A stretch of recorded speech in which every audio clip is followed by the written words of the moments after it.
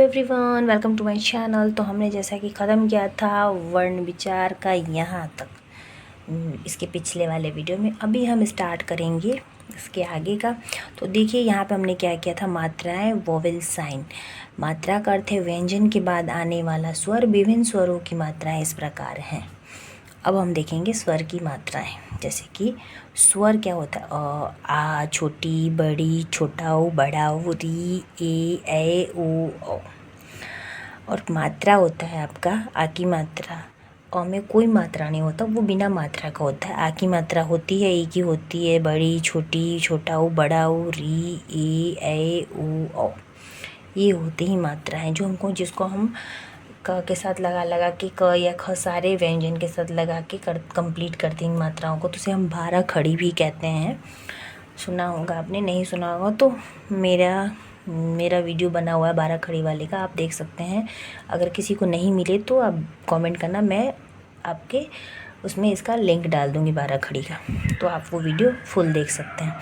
तो देखिए अ में अगर कोई मात्रा नहीं थी, यहाँ पे अगर हमने क लिखा, मात्रा सहित व्यंजन, और मात्रा के सहित हम यहाँ पे व्यंजन लिखेंगे। तो अ में कोई मात्रा, इसलिए हमने इसको सिर्फ क लिखा, कोई मात्रा नहीं है। आ था तो ये मात्रा, तो क में आ लगाएंगे, का बनेगा। अब यहाँ पे ई था, ई की मात्रा लगाए तो की बना। जैसे कि इसी तरह से 12 खड़ी होता है। बड़ी लगाया तो फिर से की ही बनेगा। छोटा ऊ भी लगाएंगे तो कू, बड़ा ऊ हमने लगाया तो कू। अब री था, री की मात्रा इस तरह से, तो क में री की मात्रा लगाएंगे क्री। ए की मात्रा लगाएंगे क में, इरा ए की मात्रा यहाँ पे लगा दिया तो की। ए की मात्रा इरा लगा दिया क में, ए की मात्रा कहे। ओ की मात्रा ये रहा तो ओ लगाएंगे तो को। औ की मात्रा ये रहा कौ बन जाएगा। अब इधर देखिए इसी से बने शब्द, मात्रा वाले शब्द, अब इनको मात्रा लगा के बना, अब यहाँ पे शब्द बना दिया। ये सिंपल था, इसमें कोई मात्रा नहीं, तो कल कल। फिर आपका सरल सरल, यहाँ पे का था तो का से काम और मान कर दिया। की था तो की से किस और दिन कर दिया। फिर से की था तो कील और दिन कर दिया। मात्राओं का डिफरेंसेस है, देखिए इधर से है, ये इधर से है। फिर यहाँ पे कू था तो कुल और सुन कर दिया। फिर कू था तो कूड़ा और भूल कर दिया। देखिए बोल हम उच्चारण वही कर रहे हैं पर मात्राएं चेंज है, कहाँ पे बड़े लगेगी, कहाँ पे छोटी लगेगी। जहाँ पे अगर हम कोई वर्ड स्लो में बोल रहे हैं, बिल्कुल बिना ज़्यादा समय लिए हुए, तो वहाँ पे छोटी मात्रा यूज़ होती है। जहाँ पे हम ज़्यादा टान के बोलते हैं किसी भी शब्द को, वहाँ पे बड़ी ई की मात्रा या फिर बड़ा ऊ की मात्रा का इस्तेमाल किया जाता है, लगा के उसे कंप्लीट किया जाता है। फिर देखिए यहाँ पे क्री है तो कृषि पृष्ठ। के है केला सेब। कै है कैसा वैसा। को है कोना सोना। कौ है तो कौन और मौन। क्लियर, आई होप्स आपको समझ में आ गया होगा। नीचे बढ़ते हैं। व्यंजन कॉन्सोनेंट्स, वे वर्ण जिनका उच्चारण करते समय फेफड़ों से निकलने वाली वायु मुख में रुककर बाहर आती है, उन्हें व्यंजन कहते हैं। अब क्या कह रहा है व्यंजन, वह वर्ण, व्यंजन किसे कहा है, यहाँ पे हमने स्वर खत्म किया तो व्यंजन कह रहा है किसे कहते हैं, वे वर्ण जिनका उच्चारण हम जब करते हैं तो हमारा जो फेफड़ा होता है उससे आवाज़, तो फेफड़े से आवाज़ निकल के वायु मुख में रुककर बाहर आती है, मुख तक जाती है और सांस हवा अंदर रुके तब बाहर आवाज़ आता है, तो वो हमारा व्यंजन कहलाता है। जैसे कि क ख ग जो भी है व्यंजन तो यही होते हैं। व्यंजन के भेद, काइंड्स ऑफ कॉन्सोनेंट। देखिए व्यंजनों का वर्गीकरण मुख्यतः 2 आधारों पर किया गया है। वोवेल्स 3 प्रकार के थे और व्यंजन आपके 2 प्रकार के हैं। पहला स्पर्श के आधार पर तथा दूसरा है आपका श्वास की मात्रा के आधार पर। श्वास, स्पर्श यानी छूना, श्वास यानी सांस। आगे बढ़ते हैं। अब देखिए यहाँ पे डेफिनेशन दिया है, पहला नंबर, स्पर्श के आधार पर, on the basis of touch. मैंने कहा था स्पर्श यानी छूने, यानी टच यानी छूना होता है। देखिए स्पर्श के आधार पर व्यंजनों को 4 प्रकार में बांटा गया है। पहले व्यंजन 2 प्रकार के थे, स्पर्श और श्वास। अब स्पर्श को भी 4 भागों में बांटा गया। कौन कौन से, ये है निम्न। देखिए क स्पर्श व्यंजन, उक्षिप्त व्यंजन, अतःस्थ व्यंजन एंड ऊष्म व्यंजन। देखिए कौन कौन से नाम है, फिर से एक बार रिपीट करते हैं। स्पर्श व्यंजन, उक्षिप्त व्यंजन, अंतस्थ व्यंजन एंड ऊष्म व्यंजन।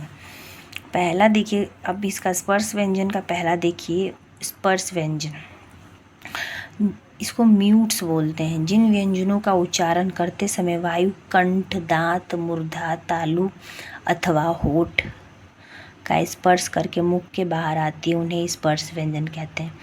अब देखिए क्या बोला, वायु। अगर हम कोई वर्ड बोलते हैं, इसका उदाहरण दे रहे हैं स्पर्श व्यंजन का, कि कोई वर्ड अगर हम बोल रहे होते हैं तो हमारा जो आवाज़ है दांत को टच करता है, नीचे जीभ के नीचे वाले तालु को, मूर्धा को और ओठ को टच करके जब बाहर आता है, मूर्धा यानी जो जीभ के पास होता है वो, अगर उसको जब टच करके मुख से बाहर जब हवा आती है और वो वर्ड निकलता है, उसे हम स्पर्श व्यंजन, सबको स्पर्श करती हुई आती है, उसे स्पर्श व्यंजन कहते हैं। जैसे देखिए क्या एग्जाम्पल दिया, क वर्ग यानी क, च, ट, त, प। क, च, ट, त, प। देखो क से क वाला लाइन, च से च वाला लाइन, त से ट वाला लाइन, त से त वाला और प से प वाला लाइन, खत्म हो गया क ख ग। तो वही बोला, क वर्ग, च वर्ग, ट वर्ग, त वर्ग और प वर्ग। ये सारे लाइन आपको बता रहा है, वो सारे जो होते हैं स्पर्श व्यंजन है। जैसे देखिए व्यंजन क ख ग घ तो क वर्ग हो गया, च छ छ छ तो च वर्ग हो गया, ट ठ ड ढ तो ट वर्ग हो गया, त थ द ध तो त वर्ग हो गया, प फ ब भ तो प वर्ग हो गया। उच्चारण स्थान कंठ, क वर्ग जो होता है कंठ से आता है, च वर्ग होता है तालु से आता है, ट वर्ग होता है मूर्धा से आता है और त वर्ग दांत से। हमेशा त का चीज़ बोलिए, ताला,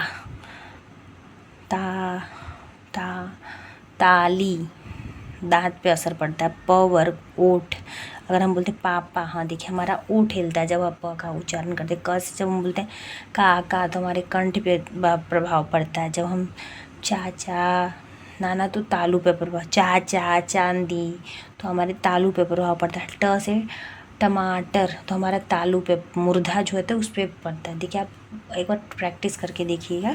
तो जो ये बोला उच्चारण स्थान कंठ से, क वर्ग का, च वर्ग का तालू से, ट वर्ग का मूर्धा से, त वर्ग का दांत से और प वर्ग का होठ से। इस तरह से आपको बता दिया। आगे बढ़ते हैं।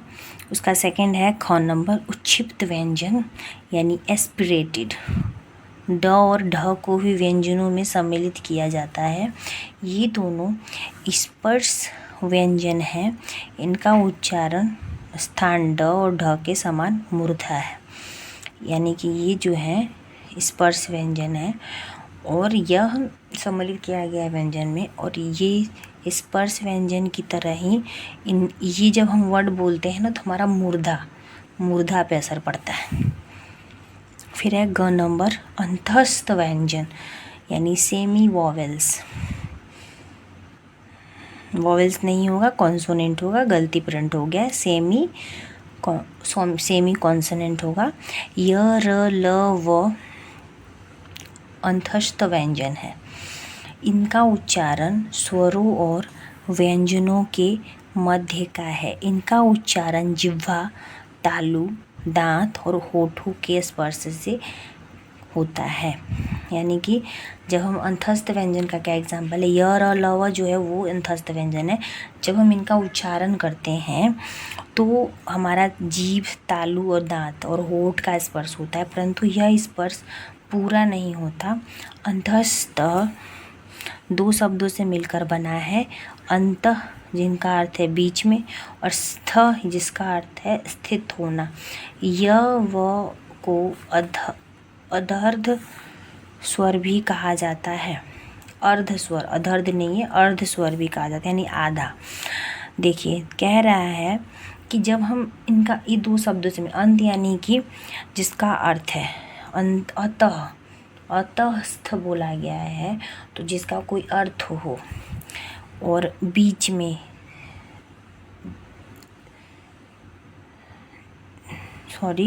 अतः का मतलब है बीच में, और सथ आधा स और थ है जिसका अर्थ है स्थित होना, स्थित होना।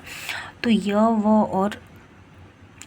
व को हम अर्ध शब्द भी, अर्ध स्वर भी कहते हैं। य और व जो होता है अर्ध स्वर यानी आधा। तो यही कह रहे हैं यहाँ पे कि इनका अर्थ होता है बीच में स्थित, बीच में स्थित।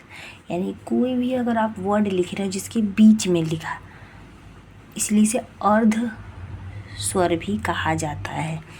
यानी ये स्वर से मिलके, मतलब व्यंजन दोनों से मिलके बन रहे हैं, एक तरह से देखा जाए। फिर देखिए आपका है घ नंबर ऊष्म व्यंजन यानी सिविलेंट्स। इन व्यंजनों का उच्चारण करते समय वायु के मुख में टकराने से ऊष्मा अर्थात गर्मी उत्पन्न होती है, इसीलिए इन व्यंजनों को ऊष्म व्यंजन कहते हैं। यानी अगर हम ये वर्ड यूज करते हैं तो हमारे मुख से गरम हवा निकलती होगी, वायु वही बोल रहा है, तो इसे हम ऊष्म व्यंजन कहते हैं। ऊष्म का मतलब ही होता है गरम। इनकी संख्याएं 4 हैं, श श श श, सलगम स, तलव्य श, मूर्धन स और ह। ये है आपका ऊष्म व्यंजन कहलाते हैं। किसी ने अगर एग्जाम्पल पूछो ऊष्म व्यंजन के एग्जाम्पल तो बता सकते हो। नीचे का जो स से सलगम स से लेकर पूरा ह तक है वो आपका ऊष्म व्यंजन है। फिर आपका देखिए सेकंड, ये खत्म हो गया। पहला हमारा क्या था, स्पर्श के आधार पर, on the basis of touch. उसके बाद आपका उसका दूसरा, किसका दूसरा, व्यंजन का। 2 भाग थे, एक भाग खत्म हो गया जिसके 4 भेद थे, चारों हमने कर लिया। और इसका दूसरा है श्वास की मात्रा के आधार पर, on the basis of respiratory quantity. तो इसका आप दिया हुआ है, तो इसको हम नेक्स्ट पार्ट में करेंगे। तब तक आप इतना समझिए। मेरे ख्याल से आप लोग का ज़्यादा माइंड इधर उधर हो गया होगा। फिर मिलते हैं नेक्स्ट वीडियो में व्यंजन के दूसरे भाग के साथ। तब तक के लिए वीडियो को लाइक करें, शेयर करें, कमेंट करें।